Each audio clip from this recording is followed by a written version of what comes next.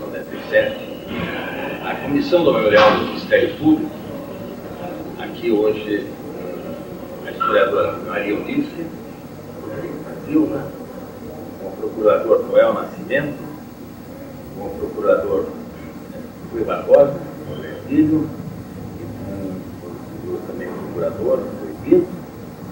Vamos entrevistar o doutor Eduardo Correia Braga, que, como acabou de dizer nosso colega Rui aqui, é a melhor fonte que nós temos, das mais ricas do Ministério Público.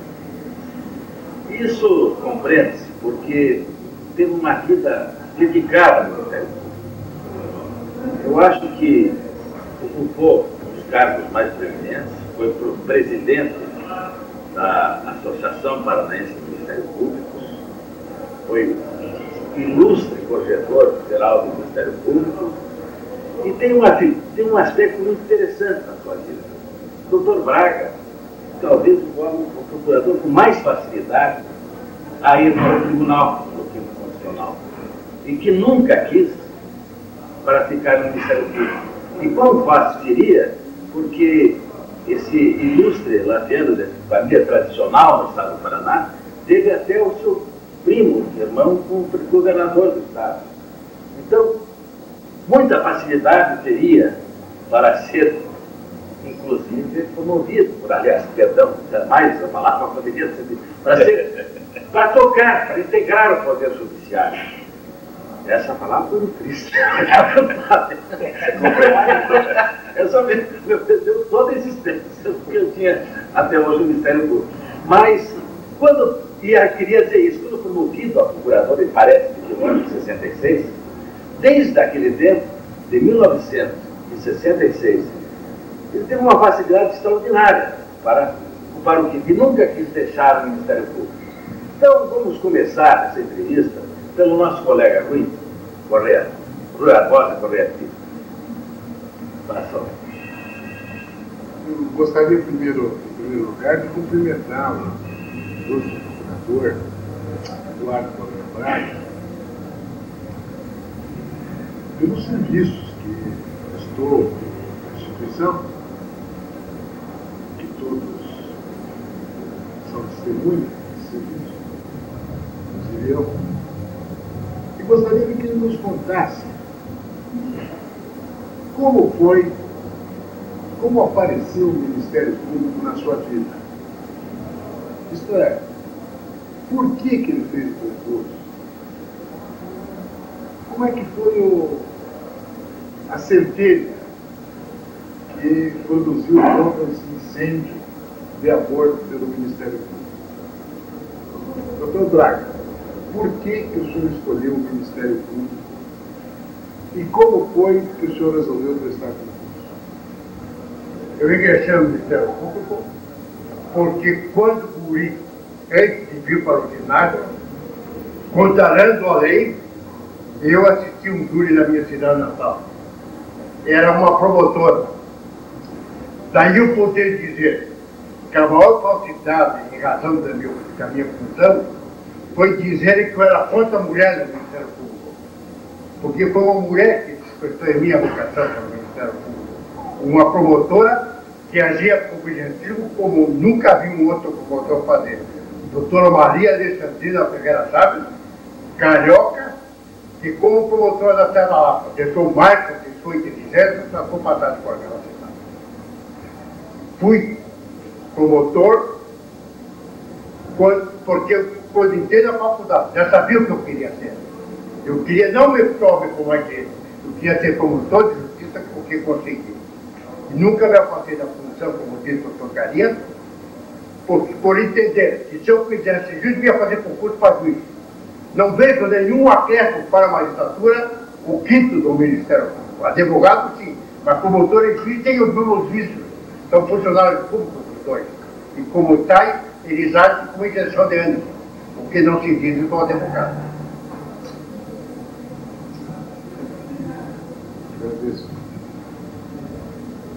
Vamos com o doutor, colega Rui Pinto. Doutor Braga, é o seguinte, Você acaba de fazer uma referência à participação da mulher no júri, que foi a presença dessa mulher e o brilho da sua atuação, que isso é mas nós sabemos que a mulher, por exemplo, no ingresso da mulher no centro, só se deu depois, efetivamente, no quadro, né? Essa mulher, certamente, não fazia parte do quadro efetivo do Ministério Público. Aquele tempo, não sei como era o nome dos promotores, só sei que ela era titular da comarca lá. Titular, carioca, e talvez até uma das primeiras promotoras no Brasil inteiro. Foi em 1930. Mas ela ficou muito tempo, né? Ela ficou mais de um ano. Foi fixada lá. Fixou na Lapa como promotora na Lapa. E deixou grandes sinais de sua passagem pela sua inteligência. É interessante, em particular, porque nós já focalizamos a presença do Ministério, da mulher no Ministério. Em Nós só 1930. podemos fixar a presença dessa mulher muito tempo depois, né? Com Maria. Alexandria Fegaçá. Essa era uma outra mulher que mais tarde, em 56, integrava o Ministério Público. Essa mulher identificada, né? Fora a Cirita.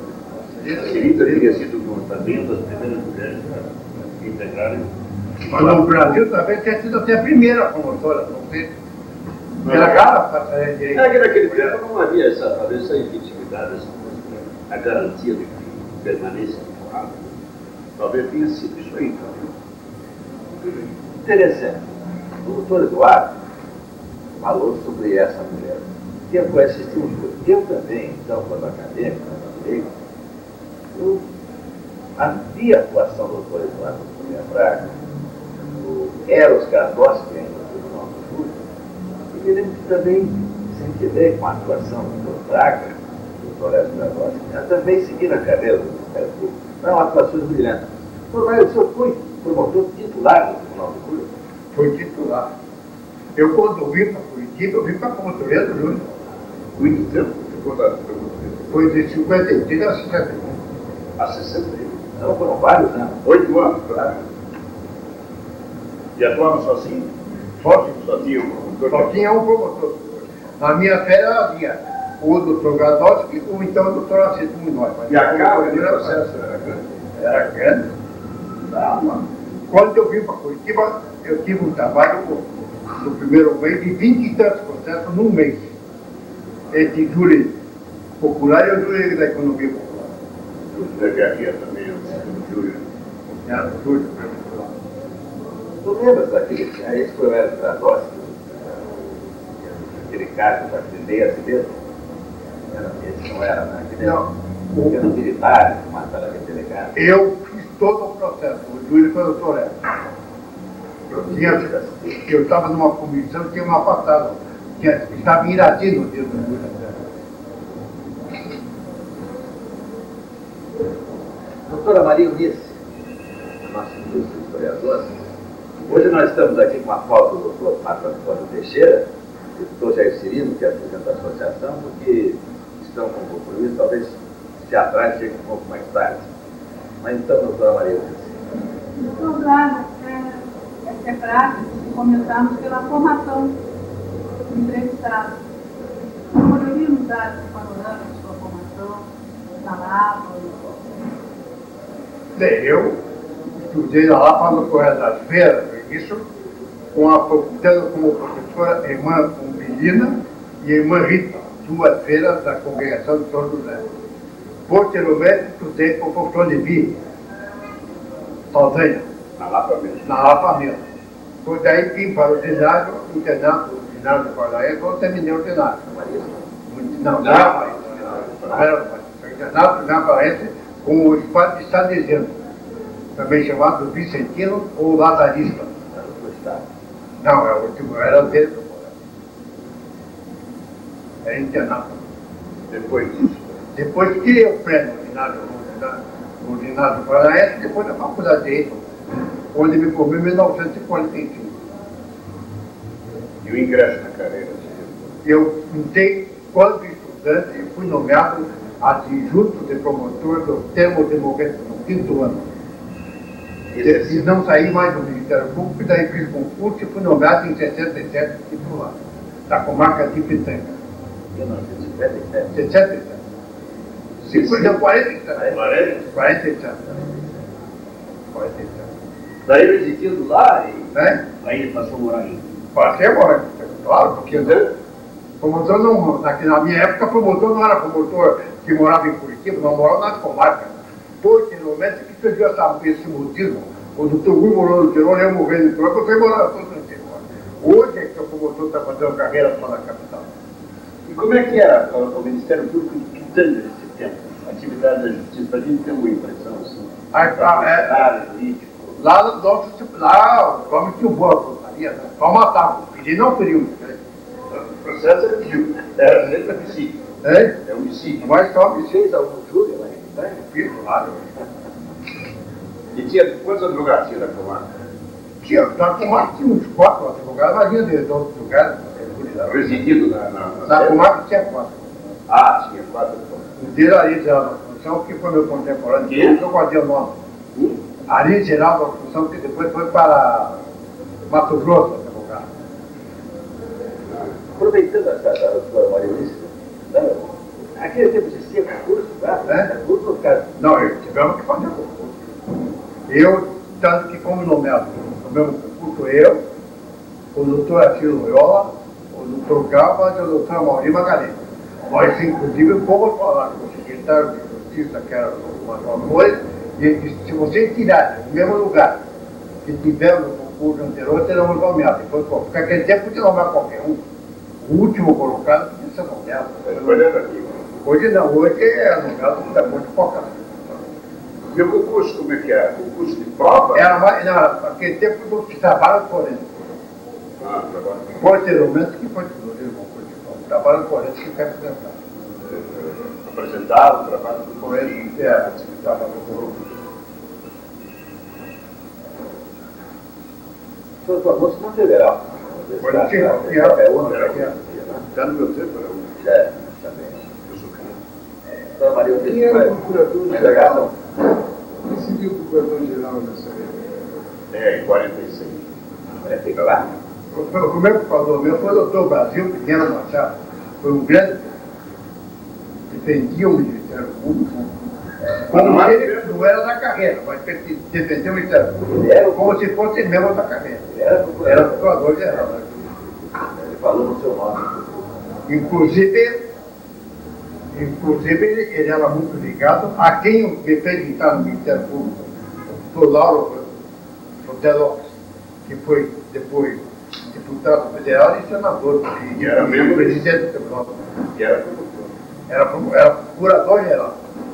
Lá o cargo dele era procurador-geral da Executiva. Agora. Presidente do Ministério Público.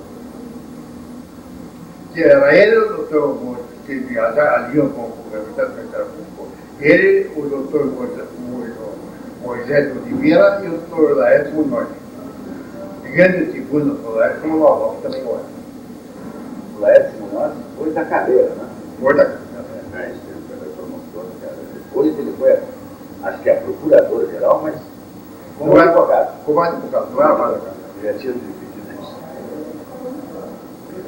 Mais alguma observação? É mais ou menos. Eduardo Coreta. O senhor representa a própria tradição do Ministério Público, que sempre foi um ponto de equilíbrio entre os membros da cúpula do Ministério Público e acompanha o progresso do Ministério Público com uma sensibilidade extraordinária. Mas antes de lhe perguntar como vê essa transição do Ministério Público de antes da Constituição de 88 e para cá, de 88,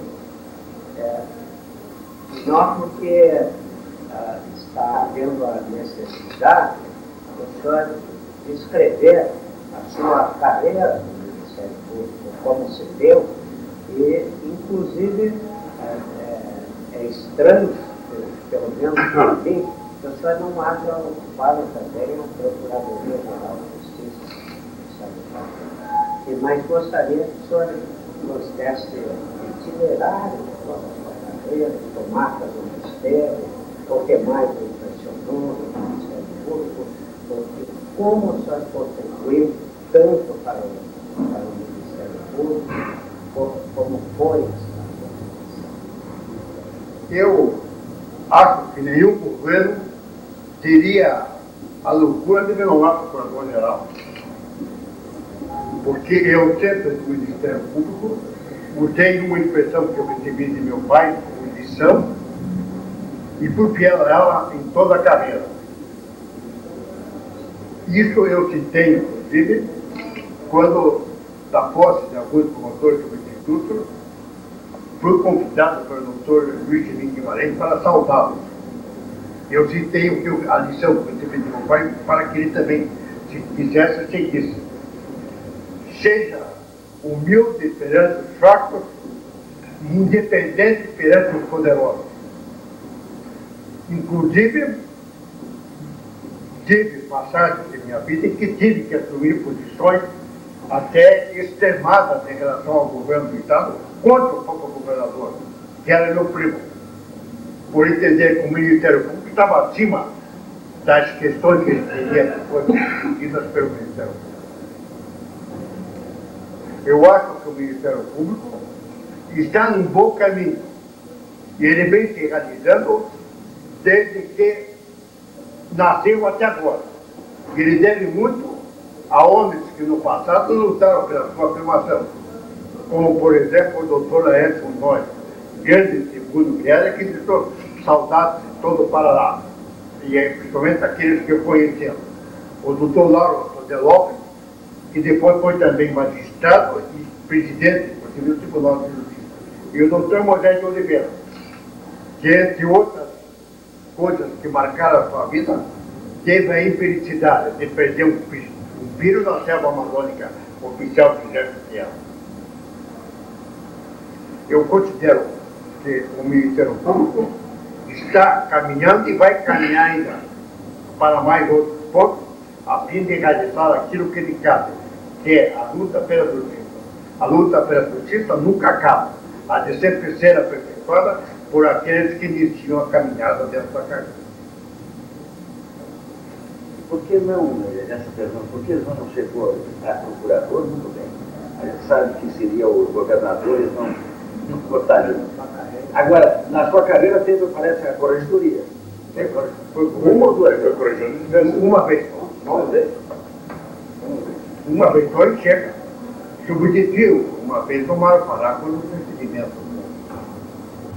Realizando, inclusive, várias coisas, várias intérpretes políticos administrativos como presidente do impedimento constitucional. Os cargos exercidos. Eu fui promotor titular da comarca de Pitanga, depois vim para Ipiranga. De Ipiranga fui designado para substituir o doutor Arthur Veloso da Palmeira. Da Palmeira fui promovido para Tibagi. De Tibagi eu fui removido para a União da Vitória, onde eu fui promotor, talvez o mais rápido, que falava passou 24 horas. Porque em seguida perguntei com o titular de Campo Largo, que me pediu que eu perguntasse porque ele estava lá em daqui e continuar em União da Vitória. Aí fui para Campo Largo para Curitiba, onde cheguei como promotor do júri. E esse espírito austero, meio rebelde, é de Pica-Pau ou de Maragall? Eu não sei qual era o que meu pai era. Eu sei que eu puxei para meu pai. Eu tenho a impressão que meu pai era mais maragato. Embora os irmãos dele fossem mais Pica-Pau. Mas meu pai sempre foi mais o Maragato era o maragato. Né? O Maragato era o de Pedro. Era o bravo. É, o gaúcho. Era o gaúcho. Muito obrigado. O senhor que foi presidente da Associação Paranense do Ministério Público, hoje, o procurador-geral é eleito pela classe. E depois, com a lista tríplice, vai escolher o poder do governo. O senhor acha correta essa escolha através do voto direto da classe, de todos votos? Ou o senhor acha que isso deveria ser só eleito pelo colégio de procuradores, que tinha mais experiência, tem, ou devia ser mais ampla, assim, por intermédio de todos os... Eu, tirando aqueles que não têm visto no Ministério Público, sou favorável a que todos os membros do Ministério Público participem da eleição. Muito embora proclamem que nós tivemos grandes procuradores entre pessoas até externas ao Ministério Público, como o doutor Brasil Pinheiro Machado foi um deles. O doutor Edgar Tava foi outro. O doutor Otto Novaes e o doutor Rui Ferraz de Carvalho. Esse, então, que teve a humildade, quando pediram nomes de promotores para ser levados à comissão de investigação durante o período revolucionário, respondeu que os membros do Ministério Público que haviam cometido falta foram punidos pelo Ministério Público através dos órgãos competentes. Não indicou um nome para ser esse que castigado. Rui Ferraz de Carvalho. Não era da carreira. E teve amor por isso. Doutor Braga, tenha curiosidade de algumas informações do passado do Ministério Público? Tem uma curiosidade, por exemplo, relativamente a Lapa, a esse episódio que ocorreu na Lapa, de um promotor que respondeu um júri na Lapa por crime de, digamos, muito suicídio, teria matado a sua mulher com ciúme, caso de ciúme. Você lembra disso? Vereador, foi comissário de Maré. Peço para não falar sobre o assunto, para não mexer com coisa do passado. Não, mas ele foi absolvido daí pelo júri. O júri chegou a negar o fato. Ah, negou a autoria.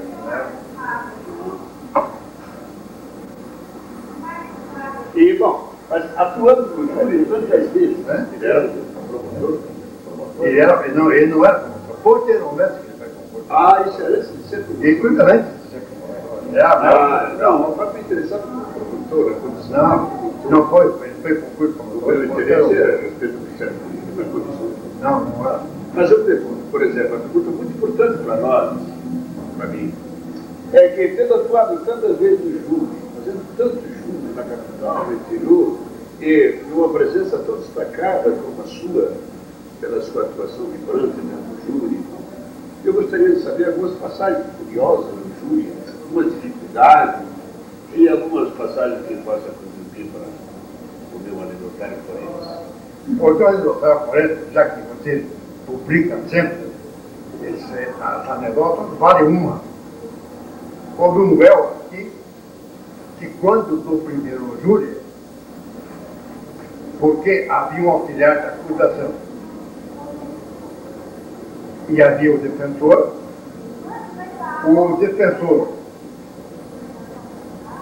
exaltou muito a figura do réu e criticou a figura do assistente da acusação como representando da parte da família um desejo de vingança. Terminado o julgamento, os familiares da vítima quiseram julgar o advogado do réu por entender que ele tinha vestido com a memória do morto. Posteriormente, foram o réu no júri, e no segundo júri houve uma coisa interessante. Eu, terminada a acusação, disse que não iria mais ocupar a figura. Mas o assistente da acusação disse que precisava falar, porque ele pediu para falar no final. Então eu apenas iniciei a réplica, deixando para ele continuar. Ele falou menos do que eu. Eu falei quando muito 5 minutos, ele falou 4. Terminado o julgamento, a família da vítima queria julgar agora o seu advogado, não mais o advogado.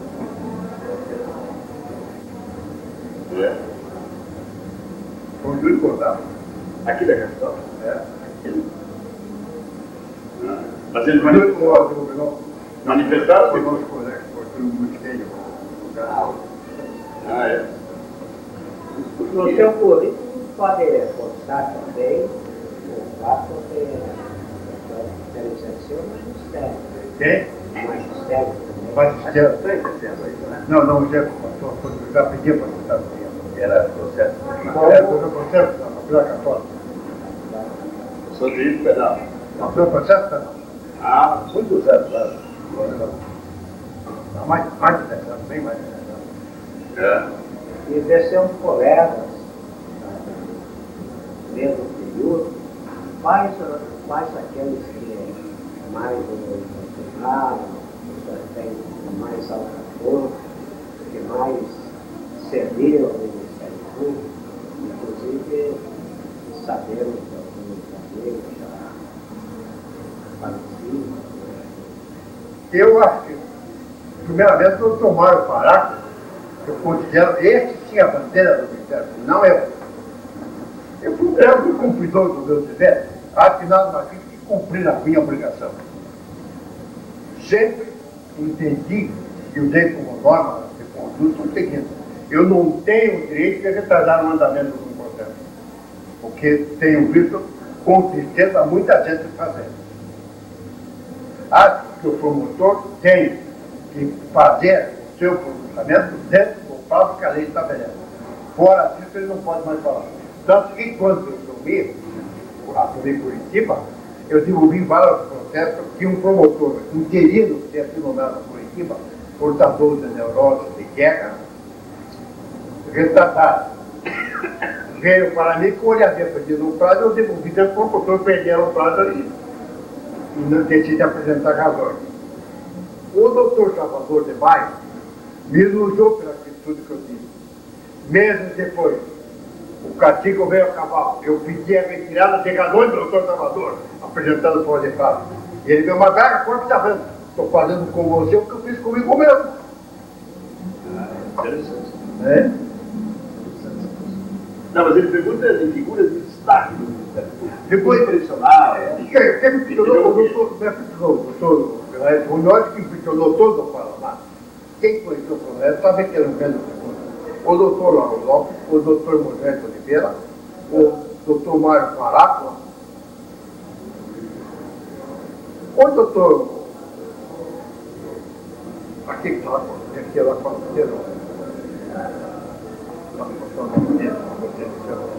O terceiro, lá em cima é o.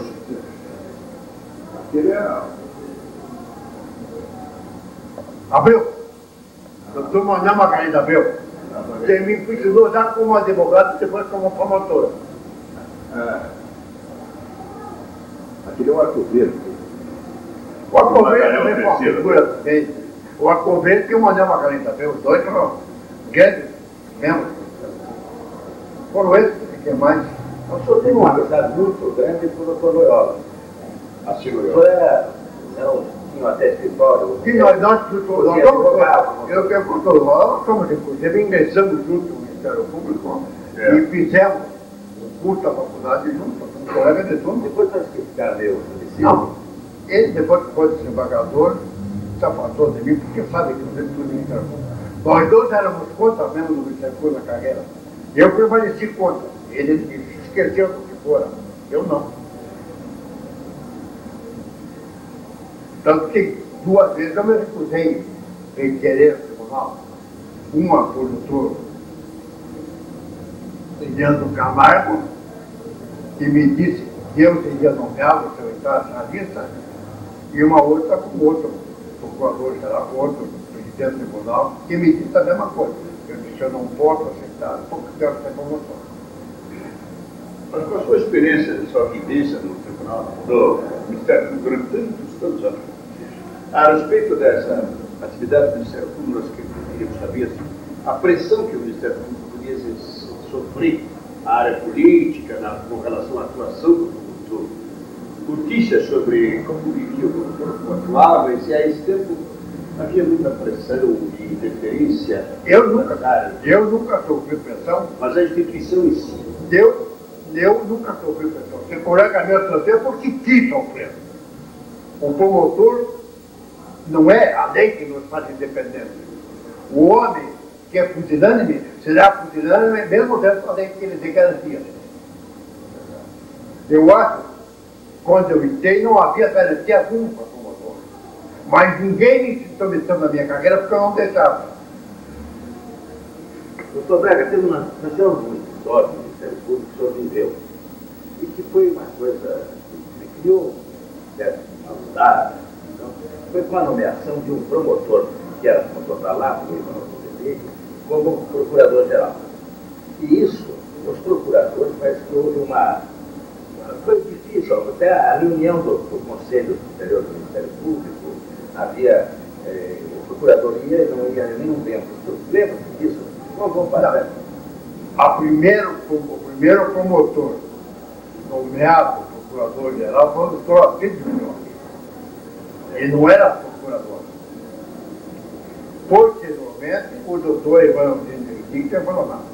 O fato de ser promotor ou procurador ou nomeado para chefe, para mim, não representava nada.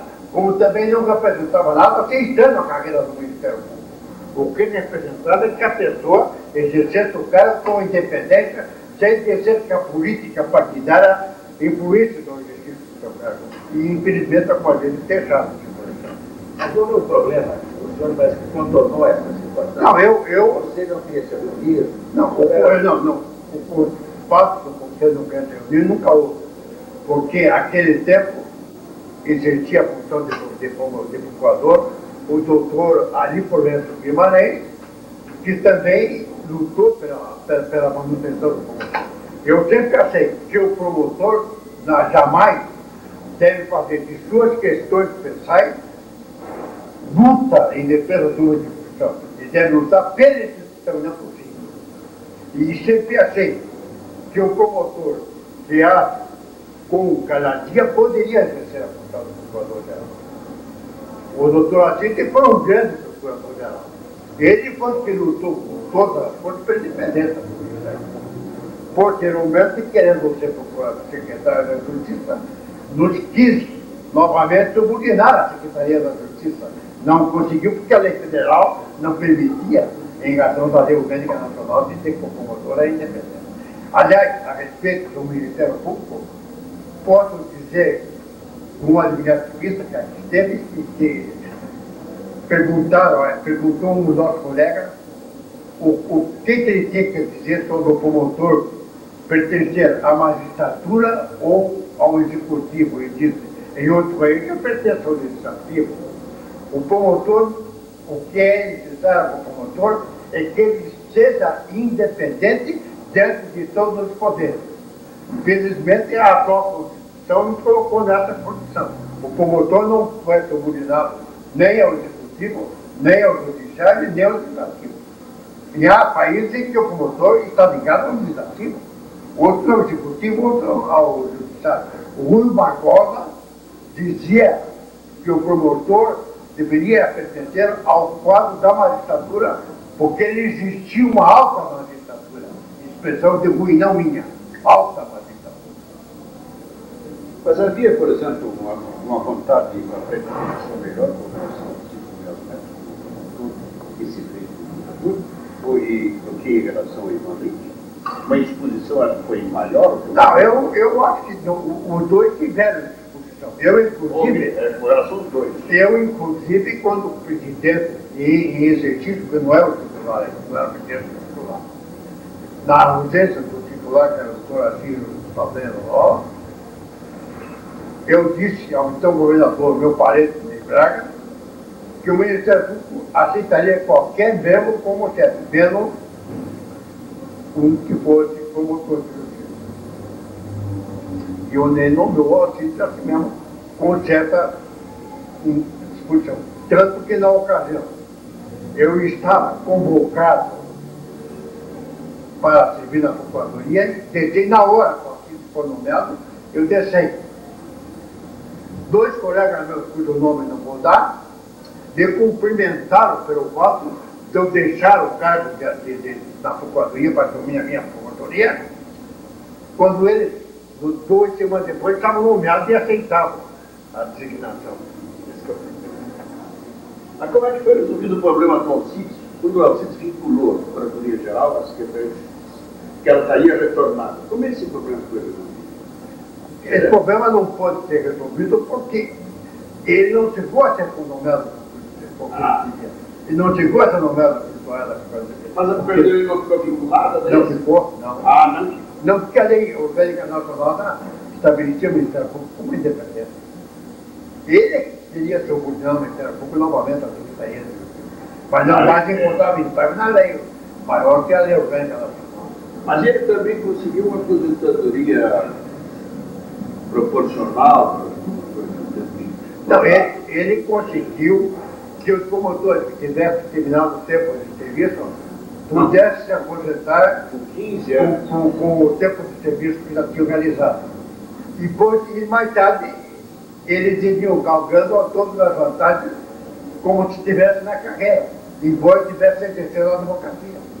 Porque era um afastamento, ao meu ver, até imoral da carreira. Que foi o que aconteceu, né? Foi o que aconteceu. Foi o que aconteceu. Com ele e outro. Eles se aposentaram, ou ficaram disponibilizados, mas o perigo, todas as vantagens. Depois voltaram, o Aldio contava o quinto, contava todas as vantagens. Mas não voltaram ao exercício, eles voltaram ativo. Né? Então, alguns se aposentaram, e hoje contavam também o quem não quer contar como titular, né? Enquanto nós que ouvimos na função de promotor, todos nós aqui presentes, eles iam exercer a democracia para ganhar grandes ações com grandes conhecimentos, grandes salários, para depois contar o tempo do Ministério Público paralelo. Doutor Braga, o senhor sempre teve, aliás, todo o Ministério Público, estão aqui, sempre lhe devem alguma coisa, uma orientação, realmente mais nova, como é o caso, sempre, e o senhor sempre foi muito entusiasta no Ministério Público. O senhor sempre falou muito, eu acho que uma figura de promotor que me marcou muito a presença, o senhor não falou não no nosso Ministério Público do Paraná, mas ele marcou muito foi o Roberto Lira. O Roberto Lira não. Não? Não. Ele pode ter marcado a vida toda. Mas Roberto Lira, ele era um promotor que via muitas coisas que não eram realidade. Ele fez uma conferência nessa capital, na qual ele disse que deviam tirar as grades das prisões. E o professor Laércio Munoz, com a inteligência que tinha, me disse ao não, quando eu estava ao lado dele, tirar as grades das prisões, ele vai para nossas casas. É o que está acontecendo, por exemplo, na minha casa. Minha casa é toda gradeada para evitar que ladrões me amanhã. Devemos isso ao visionário, né, o Roberto Lira, que queria um Ministério Público que não representasse a realidade do Estado. Então o senhor achava que você achou, Roberto Lira, até meio avançado? Eu achava que não é que ele fosse avançado. Eu achava que ele estava fora da realidade. Eu assisti uma vez uma conferência do professor Ilutides da Silva Lima, em que ele disse uma grande verdade. Nós temos que criar uma justiça brasileira. A justiça da Suíça é boa para a Suíça, não para nós. Um país sem analfabeto, como é que pode se comparar com o Brasil? Não pode.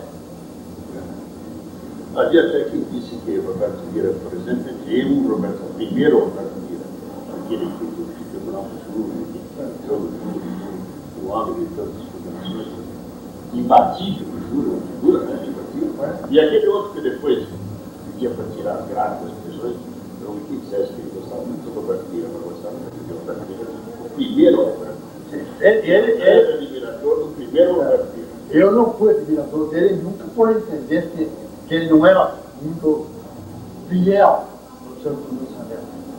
E eu sempre fui admirador daqueles que eu já citei. Eu não saí da minha admiração do meu estado, porque eu tinha presente as pessoas para, com o meu dolo, testemunhar o que eles fizeram. De fato, eu disse que o Roberto Lira, eu lembro dessa época, que ia no Tribunal do Júri, essa defesa, assim, vamos citar aqui, senhor promotor, um promotor muito melhor que excelência, um promotor que é o príncipe dos promotores, Roberto Lira, tirar as grades das prisões, os promotores sofreram muito no filme. Eu tive, por de fora, eu tive admiração por um, Paulista, Clóvis Salgado. Esse sim, foi o conhecedor e foi considerado o promotor das Américas, pelas suas atitudes e pela sua galhardia dentro da luta. Bem, mas a senhora não acha que, geralmente, o hábito do Roberto Lira é realmente aquilo que o senhor falou, visionário. Quer dizer, ele advoga para o futuro, e não para o tempo imediato. Mas se nós vamos advogar para o futuro, não, nós nos esquecemos que o homem é o lobo do homem. Ele é sociólogo, né? Ele fala numa justiça ideal, e não uma justiça real no momento. Mas na Europa, na Alemanha, se procurou criar uma justiça ideal. E o direito alemão penal, que é o mais citado no mundo, voltou à origem. E dizem os autores alemães que a única coisa que se conseguiu de legalidade no direito foi castigar o criminoso. Mais nada. Recuperação é uma visão que não se alcançou ainda. Inevitavelmente,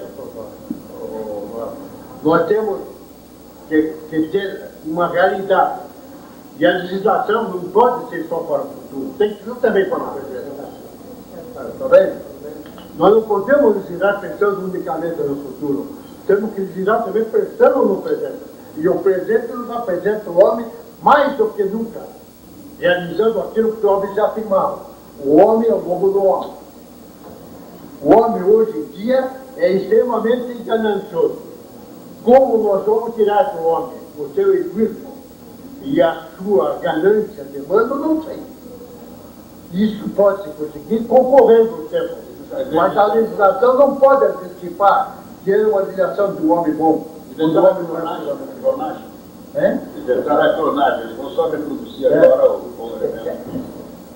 Mas, doutor Braga, eu gostaria de dizer o seguinte, prestar o seu testemunho muito importante sobre isso aí. O Estatuto do Ministério Público, a elaboração desse Estatuto em 68. O senhor participou desse grupo de trabalho? O Estatuto foi feito com conselheiro de justiça.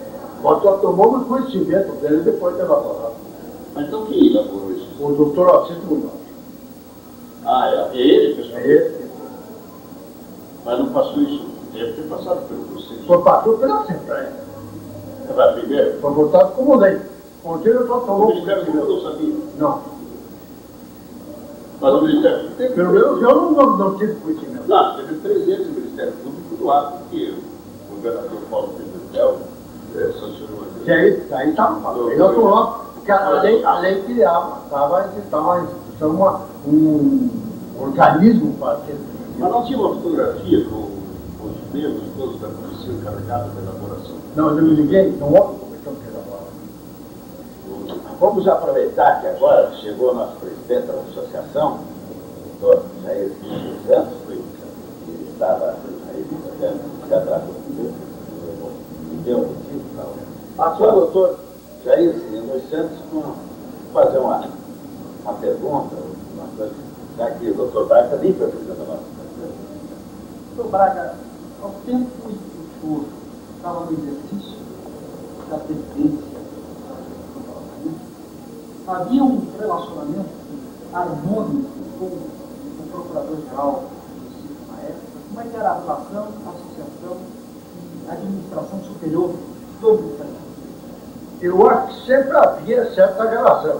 Eu é que era um indisciplinado na carreira.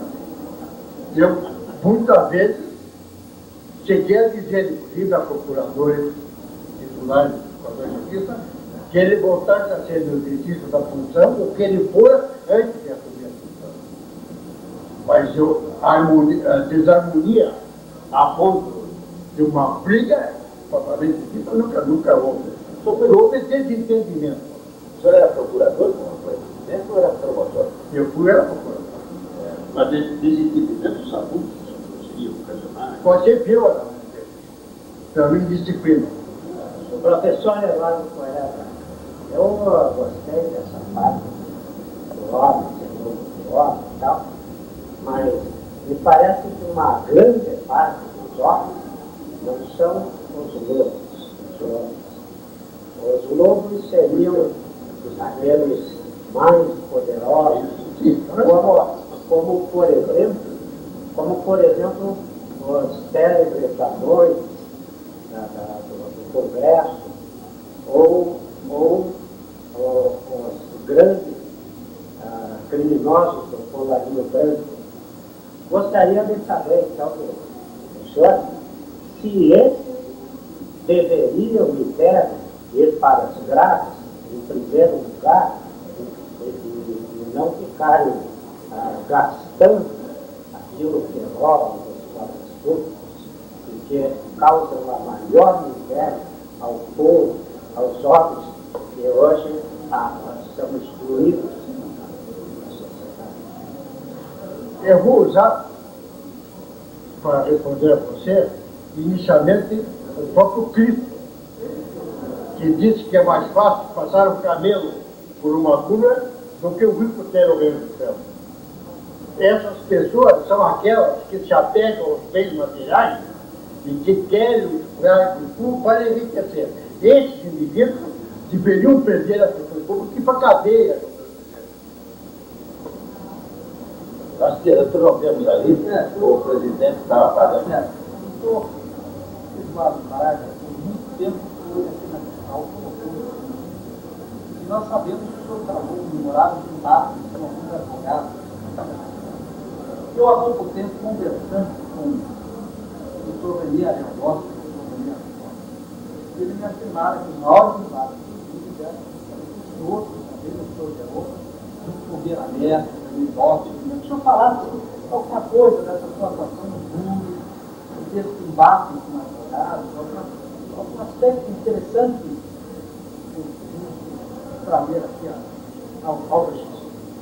O caso mais interessante que eu já falei foi o Dr. Rui, que é aquele caso em que a família da vítima queria de início sugar o advogado do réu, no primeiro júri, e no segundo queria sugar o advogado dela, família da vítima. Agora, Os grandes advogados. os grandes advogados do júri que eu contei aqui, eu acho que na figura do júri, o que mais trabalho dava ao Ministério Público, porque ele lia todo o inquérito e todo o processo, era o doutor Salvador de Maia. Tanto que quando eu era estudante, eu assistia um júri em que ele usou a palavra nos autos. E o promotor disse, não tem. Tem.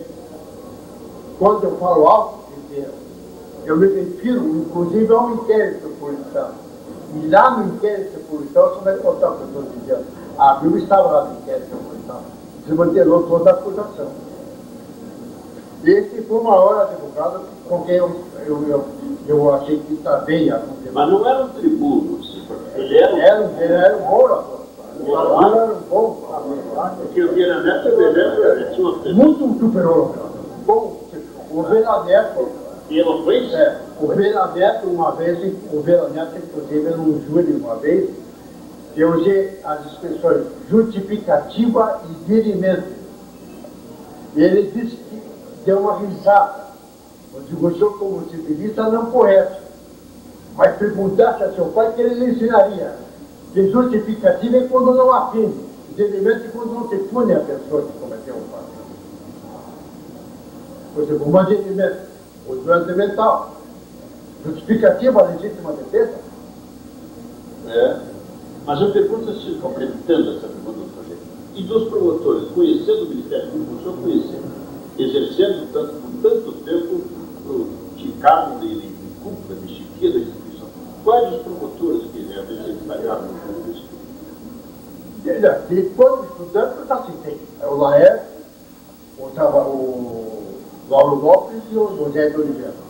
Posteriormente, eu posso citar como grande figura do júri o doutor Eros Cador, que está lembrado da Socaria, e o próprio doutor Alcides Munhoz, que deixaram marca sua inteligência no trabalho. Mais destacável, a presença do Não é mais destacável.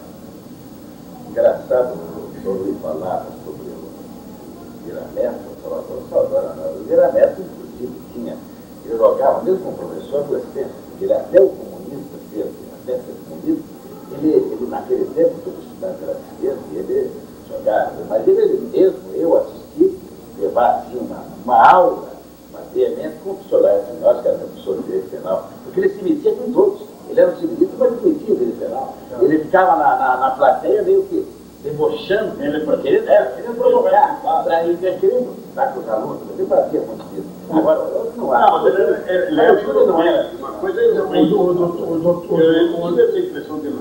doutor Bernardo tinha uma coisa. Ele tinha grande conhecimento, mas tinha uma coisa. Extremamente vaidoso. Eu queria comprar pelo que ele valia, seria caro. Mas vendia pelo que ele pensava que era. Eu queria grande lucro. Era vaidoso. O senhor acho que não chegou a trabalhar, mas um advogado que impressionou na questão de arquitetura foi o Sebastião Benavides. Lembra disso? O Sebastião Benavides tem dois Benavides. O Benavides escrevendo e o Benavides falando. O Benavides escrevendo, para mim, era um desastre. O Benavides falando era um grande tribuno. E pode voltar, inclusive, se quiser, num processo antigo aqui, o desastre dele como advogado escrevendo. Era um talento muito. Sabia trabalhar na atuação da janeira, Sabia. como assistente dele, público, naquele caso do Jorge Bernardo, ele atuou na assistência da acusação. Aliás, a vida foi extremamente deselegante com o doutor Edefonso Marques. Quando eu terminei a acusação, deixei o prazo para os dois falarem, e ele não largou da tribuna para que o doutor Edefonso pudesse também falar.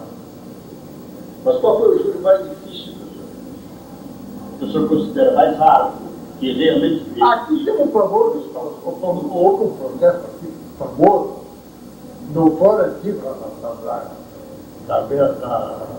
Marcial Solano, em que é o famoso processo da loteria, que foi morto um cidadão por alguém que ele havia comprado um bilhete, depois desistiu do bilhete. Quando o bilhete foi premiado, ele queria receber uma parte do prêmio, outro não recebeu, e acabou sendo morto. E quem que atuou? Todos os processos. Esse processo de atuação? Hein? Quem que atuou na defesa? Da defesa foi o doutor Samarão. E teve auxiliado? Não teve. Mas só foram os dois. Foi quatro pessoas. E foi trabalhoso. Foi trabalho. Fazendo, foi 1956, 54. E a sua primeira atuação no Rio, como é que foi? A minha primeira atuação no Rio foi em Londrina, tendo como adversário, como defensor, não adversário, eu nunca considerei, eu achei que eu defendia a sociedade e o advogado defende o réu. Foi o doutor Ótimo, era bom advogado, grande advogado, foi procurador-geral. Foi sua estreia. Foi essa estreia. Como é que era o próximo bairro? Era bom. E o resultado? Foi condenado. Mas ele dava trabalho. Estava. Aliás, ele foi sempre um excelente advogado, né? Nunca esteve em Londrina, que você fez uma ação de advogado que ia lá, mas já está entrevistando também o próximo vários entrevistas. Sempre segundo. Ele foi advogado não fala que chegou a jogar da chuva, então você nem é dele, vai ser compromisso, você vai ter que lutar, vai ser condenado. Mas, doutor Marinho, vamos continuar aqui. Quem é especializado na história é nosso passado. E na corregedoria do Eduardo, você poderia nos relatar as dificuldades naquela época? Não. As situações. Eu nunca encontrei dificuldade no exercício da função, porque sempre fui escravo de uma coisa, da lei. Eu acho que dentro da lei nós podemos salvar os inocentes e condenar os culpados. Não acho dificuldade da boba nas pessoas disseram a função. Tendo isso presente. Mas a dificuldade física. Castigou muito promotores? Não muito. Mas em termos de acesso, de trabalho. O trabalhante era feito com independência, e sempre procurando nortear o promotor no bom sentido. Que vi que muito erro dos promotores era por inexperiência, e que eles avisados poderiam então se corrigir. E vários promotores se corrigiram, alertaram-se comigo o erro que estavam cometendo. Um erro muito comum que eu encontrei na comarca era de quem certificava no processo que o edital de licitação fora publicado no caso de costume era o escrivão.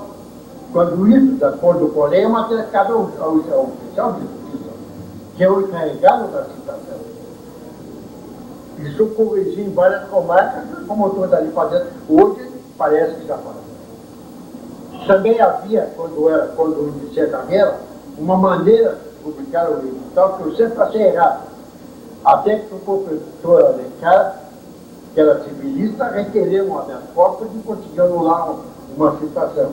Se citava a pessoa para comparecer no 16º dia depois da publicação do edital.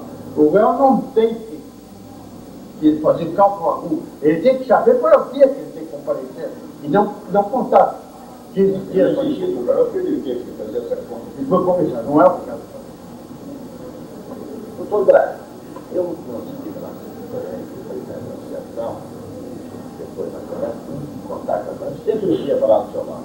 Você, o Ministério, e o senhor teve uma atuação muito grande na Confederação Nacional do Ministério Público. Eu já que agora nós temos 25 anos, o senhor Maranhão, ele, o senhor participou muito da Confederação, né? Inclusive da antiga CAENSE, antigamente chamada CAENSE. O senhor participou de todos os congressos, enquanto esteve na ativa, participou de todos os congressos. Não, todos não. Não, Porto Alegre não. Mas participou quase todos. Quase todos. Participou da diretoria da CONAMP? Não. A diretoria da CONAMP nunca participei. Participei de eleições. Eleições. Para Deus participei. O senhor teve, lembra de algum membro do Ministério Público, do Estado? O senhor sempre foi lembrado disso? Acho que tem vários colegas que eu. Aquele de São Paulo, que o mestre fez, era aliás um grande procurador, foi o primeiro presidente da CONAMP, não é o nome dele? Não, o primeiro presidente foi aquele que fez, como perde o respeito do promotor, os caras fazendo respeito. Foi? O teve com ele? O Tavelli foi um grande procurador de São Paulo, com muito tempo. Nós tivemos em vários congressos, ele foi do procurador-geral e posteriormente como procurador de São Paulo, temos essa conversa. E sempre ao lado um do outro, com o mesmo ponto de vista. Porque, coincidentemente, nos congressos do Ministério Público, o Paraná sempre esteve em perfeita harmonia com dois Ministérios Públicos, o paulista e o gaúcho. Sempre nós tivemos em casa com os dois Ministérios Públicos no Congresso. Mais até de São Paulo. Mais de São Paulo. Mais São Paulo, inclusive, a nossa associação do Ministério Público nasceu por influência do Código Salgado. É a primeira foi em São Paulo. Dentro da casa, certo? Na época que o senhor era presidente da associação, o senhor teve assim a possibilidade de promover o melhoramento patrimoniais da cidade ou a arrecadação de recursos? Porque na época era. Eu só comprei aquela chácara. E aliás, quase que apanhei dos colegas, porque eu chutei a casa. E queriam que eu comprasse sem consulta. Porque era um grande negócio. Como foi um bom negócio. Hoje é uma beleza. Hoje é uma beleza. E na época era tanto que nós teríamos feito um grande negócio, porque apareceu um médico que tinha tido contato com ele para comprar aquilo. Mas deixou passar o prazo para ele adquirir e nós compramos. E ele foi lá que ele nos tocar, dado que eu acho que aqui é o senhor, porque isso pertence a nós. Aí ele quis comprar pagando o dobro do que nós pagamos. Eu nós não vendemos. O senhor é um Ministério Público, né? O senhor vivenciou todo esse período que o Ministério Público era absolutamente vinculado ao poder executivo. Vivenciou também a desvinculação do Ministério Público. Assistiu e lutou, ajudou a conquistar essa desvinculação e fazer com que o Ministério Público ganhasse um capítulo próprio. O senhor, como homem, colaborou até para que o Ministério deixasse de ser defensor propriamente do Estado, do rei, do soberano, está sempre defensor do povo. O senhor vê positivamente essa migração, cada vez mais na defesa dos interesses da população, deixando de atuar muito na área da defesa dos direitos sexuais, dos menores. Como é que o senhor vê? Eu vejo como o Ministério Público nunca deveria estar subordinado ao Executivo. Eu entendo que o Poder Executivo tem o seu defensor, que hoje é a Procuradoria-Geral do Estado. Antigamente era o Advogado-Geral do Estado. O Ministério Público sempre deve ser um órgão independente de qualquer dos três poderes. Quando eu vi Eli Lopes Mineiro responder para aquele meu colega que ele perguntou uma vez em que poder nós devemos estar. Ele disse, o Ministério Público não está em nenhum dos três poderes. O Ministério Público tem que ser independente. Em qualquer dos três poderes que esteja, ele está desligado. Eu não sei se o senhor abordou essa questão, mas nós todos sabemos que o povo sempre pontificou que destaque, não só no Ministério Público Paranaense, mas até no Ministério Público Brasileiro, pegando a carência e nunca lhe faltou competência na qualificação, porque fez essa função, então o sempre teve essa liderança. Embora tenha o apoio de toda a classe, toda a figura, o senhor sempre foi uma figura muito bem vista pela sua oportunidade, pela sua honorabilidade, e tendo também apoio até das ordens governamentais, o senhor nunca teve a disposição pessoal de comandar a nossa justiça. Eu sempre fui realista e já disse, inclusive a ele, que o governador que me nomeasse procurador-geral não estava muito bem da cabeça, porque eu sempre fui um tanto rebelde no exercício da minha função, por entender que ele tinha uma das características do promotor. O promotor que não for rebelde será mau promotor. Inclusive, acima de tudo, ele só deve obedecer uma coisa, nem ao procurador-geral. Temos que fazer, até o procurador-geral não pode ficar ligado. O senhor pensou assim quando o procurador também? Pensei sempre assim. Sempre pensei assim. Sempre aceitei que o promotor fosse até contra meu pensamento. Por entender que cada um tem o direito de pensar e agir de acordo com a sua própria consciência. E é isso que a lei nos faculta. É isso que a lei nos dá. Por isso que fui promotor. Eu achei que em outra carreira eu não teria independência que tive no Ministério Público. Muito claro.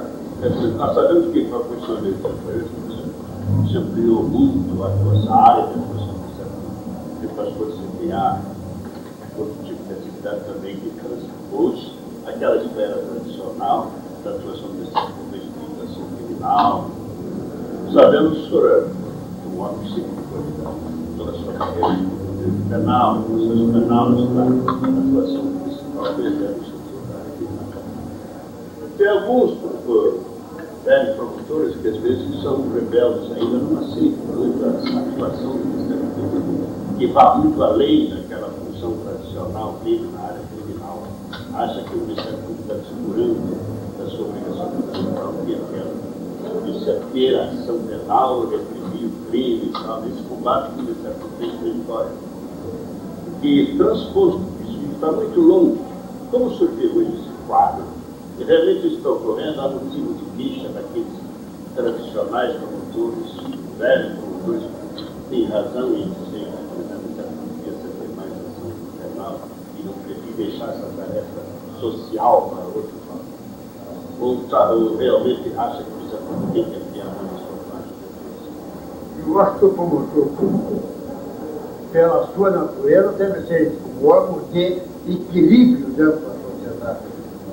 Ele pode exercer outras atividades em outros campos, mas nunca esquecendo que a sua grande tarefa é aquela que ele vai exercer no campo do direito penal. Seja a favor do réu, seja contra o réu. Que o promotor tem, na minha opinião, não só o direito, mas até o dever de se colocar em favor do réu quando percebe que o réu está sendo vítima de uma perseguição injusta.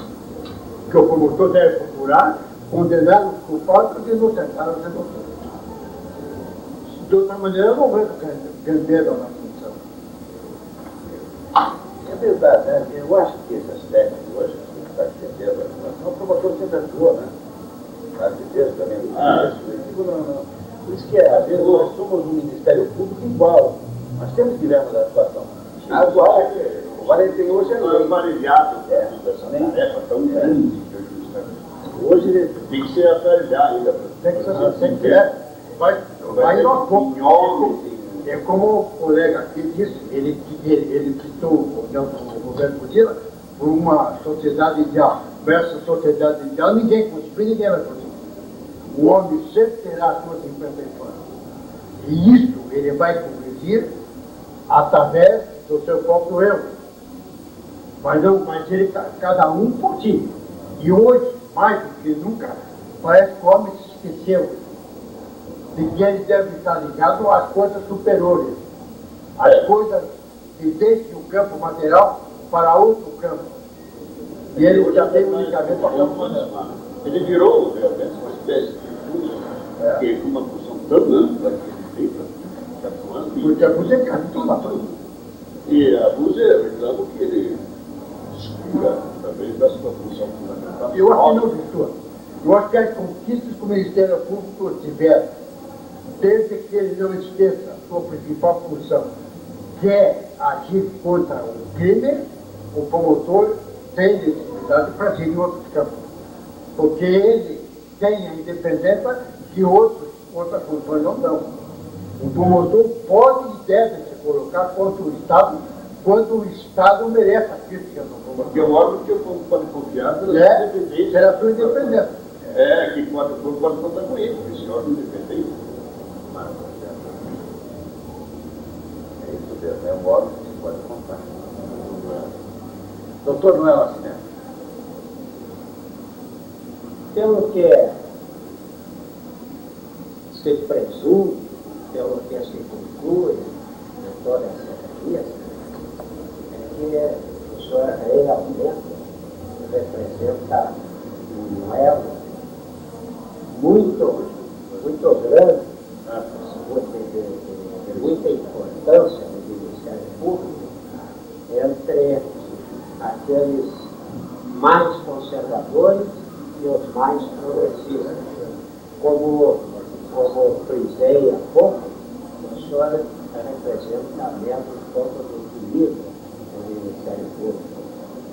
E pergunto ao senhor se não acha que o Ministério Público tem, de fato, evoluído no sentido daquela defesa da sociedade, tornando-se cada vez mais um órgão de defesa realmente, quando hoje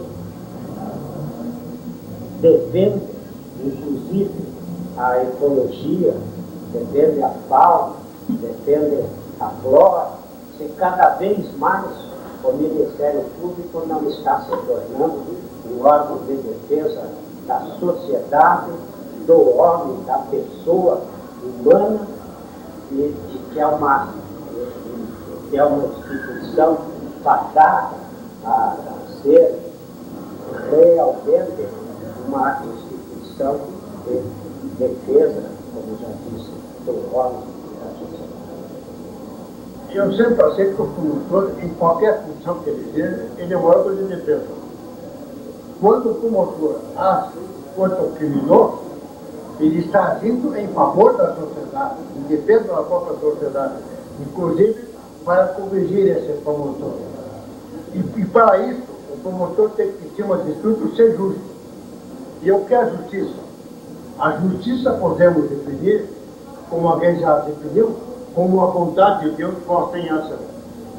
Quando um promotor age, ele não busca castigar, mas recuperar o ser humano. Eu acho que o promotor que busca unicamente castigar não está agindo de acordo com a sua consciência, com o que deve fazer o promotor dentro da sua função. Agora, entendo que o promotor, acima do legal, deve colocar o justo. Condenar um cidadão porque roubou um pão não é mérito para o promotor abuso. Então não seria mérito que o Ministério Público continuasse querendo castigar uma mulher que recebeu um pedaço de carne para matar a fome desses filhos, que fora essa carne roubada por ladrões. Quiseram jogar essa mulher no processo como receptadora. Eu dei parecer pela peça. Qual para que ela fosse retirada do processo? O Tribunal de Justiça adotou meu parecer e mandou que a mulher fosse retirada do processo, porque ela, quando recebeu aquilo, foi para matar a fome de seus filhos. Ela não tinha meu outro mesmo para matar a fome. E era ignorável, porque a cara era produto de fome. Há, por certo, uma grande preocupação. Isso aí. O senhor, como professor, como membro do Ministério Público, como jurista, há, por certo, uma grande preocupação quando percebe a falência do nosso sistema penitenciário no momento, não só no Brasil, como quase em todo o mundo, né? E com as cadeias públicas superlotadas, com presos com uma boa porcentagem, segundo as reformas, mais de 20% de bairros, outros perigosos e assim por diante. Como vê o senhor, como vê o senhor esse problema e qual seria a solução viável? Como vê o senhor a ação dos governos para resolver esse problema? Eu estou dizendo, o governo sabe que preso não dá conta.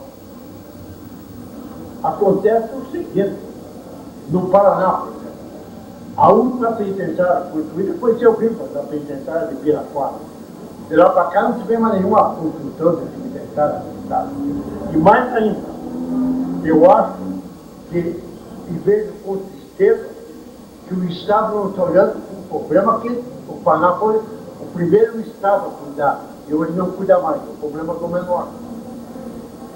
Foi o governo do Munhoz da Rocha, pai do governo, doutor Caetano Munhoz da Rocha, quem fez o primeiro trabalho em favor dos menores com o mesmo era. E hoje, eu acho que o Estado devia botar seus olhos para essa infância abandonada e procurar se tirar da rua. Porque a rua está dentro da escola para a criminalidade e não para o indivíduo ser uma pessoa. Diante desse quadro, o senhor vê, certo?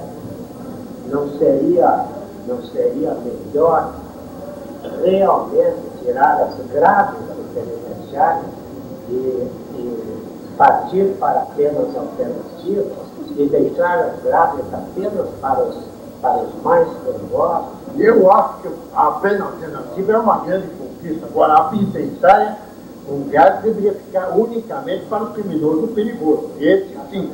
Esse deve ter a penitenciária como o outro deve ser preso com gás e qualquer mais houver. Agora, entendo ainda que é tempo de nós olharmos principalmente para esses menores. Porque a escola da rua é a escola para a criminalidade. Nós temos hoje grandes criminosos que formaram a sua mentalidade dentro da rua com a própria sociedade sendo de parte culpada. E tem outra coisa, o Paraná, no tempo do seu Ribas, as escolas têm a fantasia de analfabeto. E hoje vejo com tristeza que hoje esses lugares estão sendo para ensino de pessoas de posse e não tem mais as posses. Quando no tempo do seu Ribas, ela era utilizada para formar pessoas para o campo, mas pessoas de pouco rendimento. Hoje não é, hoje é para rir. A escola da família, uma vez vou visitar, era um ginásio para filhos de gente rica, Agora eu vou fazer uma provocação. E agora então, assim, o Tornara está hoje adotando uma linha de política administrativa, de como deve ser, justamente um governante que fez isso que ele não gosta, que é o Leonel Brizola. É um governante sempre fez isso. Não, o Leonel Brizola, tudo que ele fez, ele não fez a coisa com a realidade. Minha filha, que é professora da Militar em Campinas, me disse que com que ele gasta com um menor, dava para recuperar vários menores. Ele não viu o gasto que ia ter. Tinha que primeiro olhar com o pé no chão. O mal do Brasil é que os governantes, quando querem avançar, voam demais. Alçam o voo e não ficam no chão. Quando tem que ficar com o pé no chão e olhar para cima. Uma provocação. Doutor Luiz. Doutor Braga, eu gostaria de fazer o seguinte. Considerando que eu sou realmente foi uma figura de destaque no Brasil, Não, uma figura de interesse. Durante o exercício, durante todo esse tempo, durante os 40 ou 50 anos, 50 anos. 50 anos, Quase 50 anos. do Ministério Público, pelas suas qualidades morais, pelo dedoso que sempre defendeu a instituição. Eu vou fazer uma pergunta difícil. Como o senhor encarou a sua aposentadoria na hora de deixar, depois de 40 anos de exercício, de tanto idealismo e de tanto trabalho em prol do Ministério Público? Como o senhor encarou a sua aposentadoria? Tem vivido essa aposentadoria? Eu encarei a aposentadoria por naturalidade.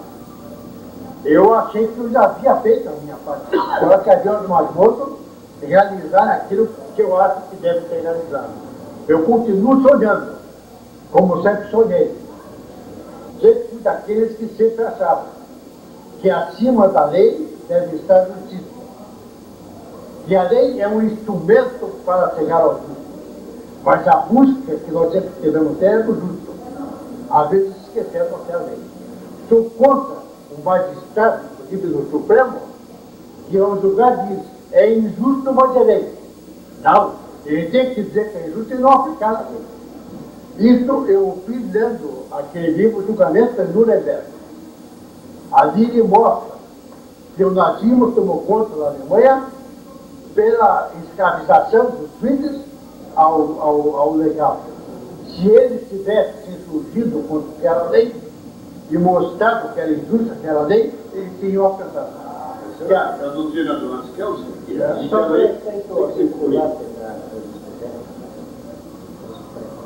eu acho vinculante, eu acho que quando o Supremo tem uma jurisprudência pacífica sobre um assunto, essa jurisprudência justa, deveria ter feito vinculante.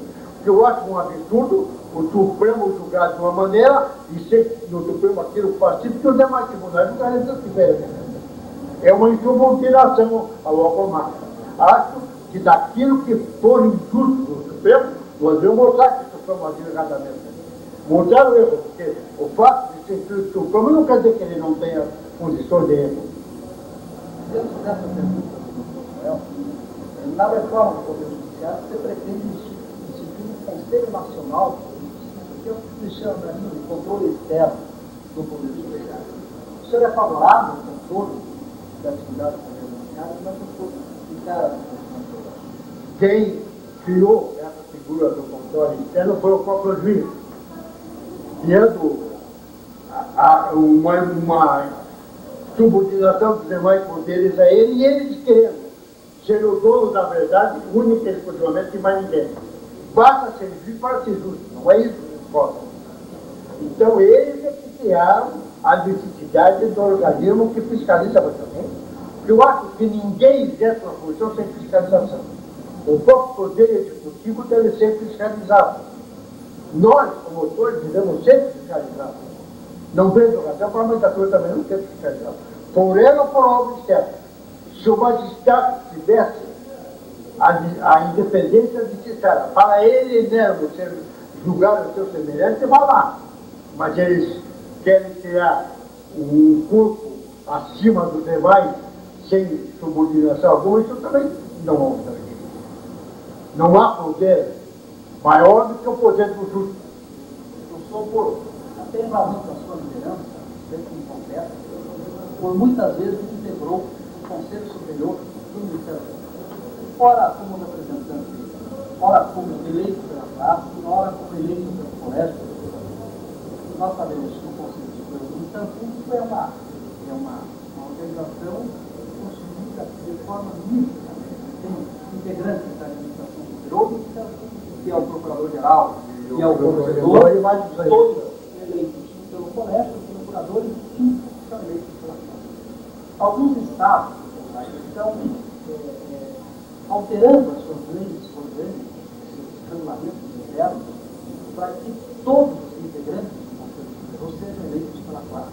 2 membros na eleitos, no mínimo, daqueles 2 eleitos pelo colégio. O senhor é favorável a essa alteração, para que todos sejam eleitos pela classe, ou o colégio de procuradores deve continuar elegendo 2 dos membros do Conselho Superior? Esse sistema foi claro. Esse sistema misto foi uma coisa conquistada depois de muita luta. Eu acho que o membro do Conselho, eleito pela classe ou eleito pelo Conselho, pelos procuradores, seria válido, desde que os que vão votar tivessem consciência do voto que vão estar dando. Porque o grande problema do Brasil em matéria de voto não em torno do Ministério Público, mas inclusive nas eleições da escolha dos chefes de Estado, tem sido essa subordinação, muitas vezes, a vantagens pessoais, e não subordinação unicamente ao que deve ser. E não deve ser, deve permanecer. Eu acho que a escolha, pelo menos, de uma parte pela Caixa, é sabia.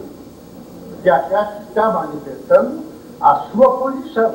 Não, mas a nossa parte é menor do colégio.